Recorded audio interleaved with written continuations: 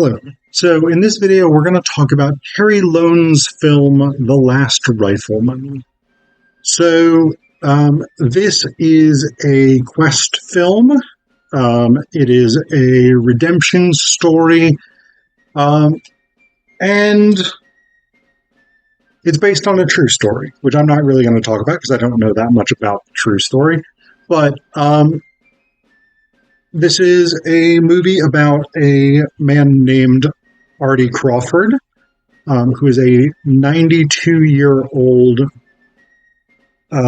World War II veteran. He decides that he wants to go for the 75th anniversary of the D-Day invasion in Normandy. He's never been to any of these celebrations, any of these commemorations. But after the death of his wife, Maggie, of 68 years, he decides that he wants to go for this 75th anniversary and basically make his peace with his dead friend, Charlie. Without sort of giving away too much or spoiling it, I guess. Charlie had died. In Artie's mind, Charlie died because Artie was scared, and Charlie was basically sort of hanging back to try and sort of get Artie to come forward in this attack with him. And Artie was too terrified to move, and Charlie was hit by an artillery shell. And so the way that Artie reasons it is that if Charlie had just kept moving rather than waiting for Artie, Charlie would not have been in that place at that particular time. And so Artie has this tremendous amount of guilt over Charlie's death. And at one point, Artie reveals that a bunch of them had written farewell letters, more or less. When they were being sent to France, they had written basically like, "If you're reading this, I'm dead. I want you to know," etc., type letters. And Charlie had refused to write one because he thought that it was bad luck. And so Artie wrote a letter on behalf of Charlie to Maggie, who was actually engaged to Charlie. And so Maggie had this letter that she believed was from Charlie. And so at the end of the film, we find out that this letter that we've periodically seen Artie writing to Charlie is going to be basically Artie signs it from Maggie. So he writes a letter from her, a farewell letter from her to him, mirroring the one that he had written. But so we get all of those sort of elements, right? This sort of personal redemption story in the structure of a quest narrative, where Artie is 92. He has all these medical conditions that periodically sort of create problems for him. He does not have permission from his family or the nursing home in which he lives to go to France. And so he basically escapes, taking his stuff with him. He does not actually have plans. He hasn't booked tickets or anything like this. So basically he just shows up at the train station and is like, "I'd like to get on the train to Dublin, please." And then he ends up on a bus that breaks down. He ends up hitchhiking for a while with this other guy. And when he gets to the port in Dublin, they're basically like, "Hey, your passport expired in the 90s. You can't go to France without a valid passport. There's nothing we can do. It doesn't make a difference that you're a D-Day veteran going back for Normandy. You need a valid passport. Like, we can't let you get on a boat to France. The French won't let you in. And so Artie basically gets sort of smuggled into France. Like, he meets this woman traveling with her kids, and she's got some manner of health issue that she needs surgery for, and it's a risky surgery, et cetera, et cetera. So he ends up. She basically sort of takes pity on him and human traffics him into France. But he has a health issue on the boat. And so the authorities become aware of his presence and that he is not entering France legally. So they're going to sort of deport him back to Northern Ireland. But they manage to sort of get somebody else involved to smuggle him off of the boat. And then they sort of hand him off back to this woman and her kids, and they take him to Normandy, or close to Normandy, before going on with their own trip. And then he's sort of put on a bus of, ironically enough, German veterans going to D-Day, and he sort of sits and he's clearly not pleased with this, but he sits and talks with this guy who was a member of the SS. And he sort of comes to terms with the fact that this guy was also a human being. He was also a young man. He was also scared, and he had these same kinds of emotions. And this guy basically is like, at one point he says, it's a shock to learn that you've lost the war, but it's a greater shock to learn that you've been on the wrong side.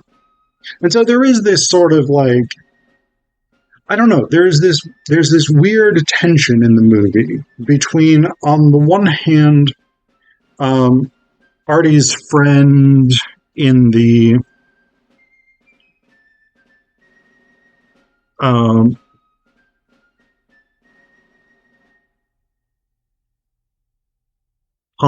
Artie's friend Tom in the nursing home. At one point early in the film is like, let the past stay in the past, is what I say. And there is this sort of weird tension in the movie between, on the one hand, Artie not necessarily being that driven to commemorate D-Day as such, or his World War II service, or even the Royal Ulster Rifles, which is the regiment he was in, the 2nd Battalion. But he is driven to make his peace with Charlie, and now with Maggie. And so there's that the sort of tension of the official narrative of the past, right? In which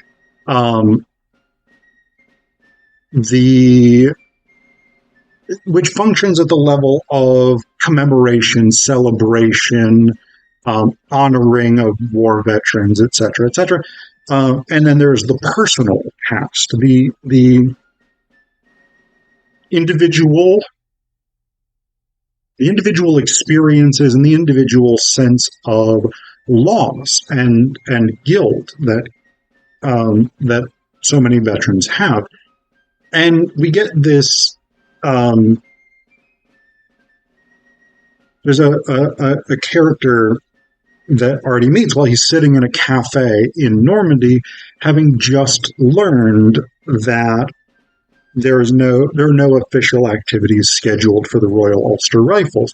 So he goes to this cafe, and he meets this guy named Lincoln Jefferson Adams, who has just received a medal for being the first African-American soldier to set foot on Normandy during the D-Day invasions.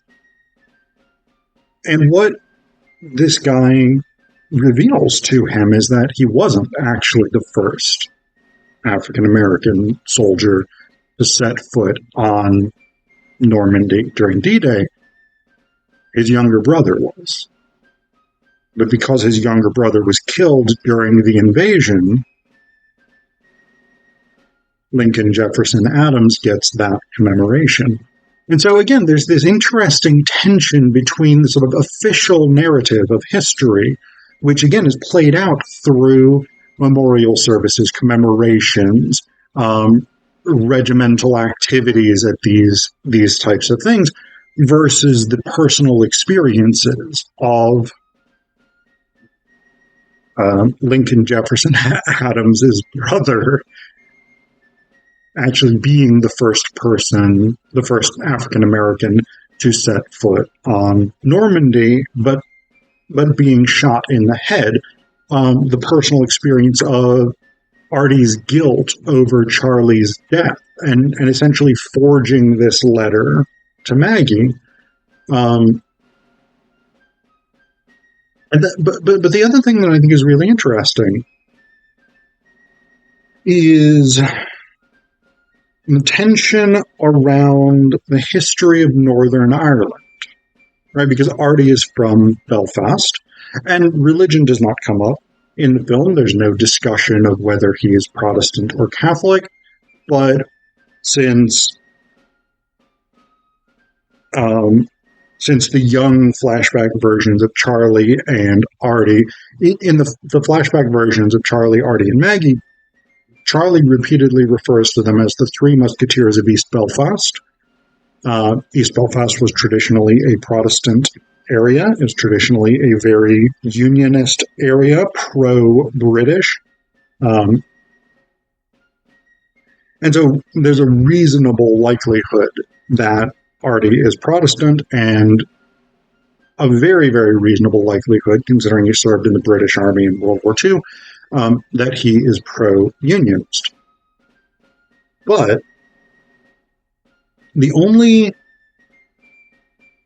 mention of Irish history at all in the film is Artie and the guy that he's hitchhiking with, this young man named Rory. They get picked up by this truck driver, and they're driving along, and at one point Rory's like, "Hey, this is pretty close to where I grew up. Nothing important ever happened around here." And the truck driver is like, "Are you serious? The Battle of Vinegar Hill took place right around here." And so there is this mention. The Battle of Vinegar Hill was a really important battle during the 1798 rebellion for Irish independence. And one of the things that I think is very cool and very important about the 1798 rebellion is that Protestants and Catholics, not necessarily Anglicans, but Catholics and Scots-Irish Presbyterians from Northern Ireland, what's now Northern Ireland, what was then Ulster, fought together against the British. So it was a unified Irish fighting force, a unified Irish movement for independence. And Artie remarks that he fought in a united Irish unit during World War II, which is and is not accurate. But he remarks that he fought for the British rather than against them. That's the only real discussion of Irish history. And what is striking about this is you have flashbacks to World War II era. You have one brief flashback from the time that Maggie's Alzheimer's or dementia or whatever it is starts setting in. Time period unspecific, but it seems to be maybe 20 years earlier, so post-Troubles. And then you have Artie in the present. No discussion whatsoever of the major defining event of Northern Irish history and identity in the post-war period. And so again, the way that this film tries to navigate history, I think, is really interesting and really striking, because again, there's this tension between what we officially know and commemorate versus what individuals experience, etc., etc. But there's also, it's almost like, right, in the Bible, this is a famous observation. This is not my original thought, but right, in the Bible, you get something that happens to Jesus at age 12. He goes to the temple, etc., etc., and then we hear nothing until around age 30. We have a similar thing in this film, right? Artie's history consists of World War II, the vague knowledge that he was married to Maggie for 68 years, but between World War II and the present, there's virtually nothing. As though Artie simply ceased to exist as a person.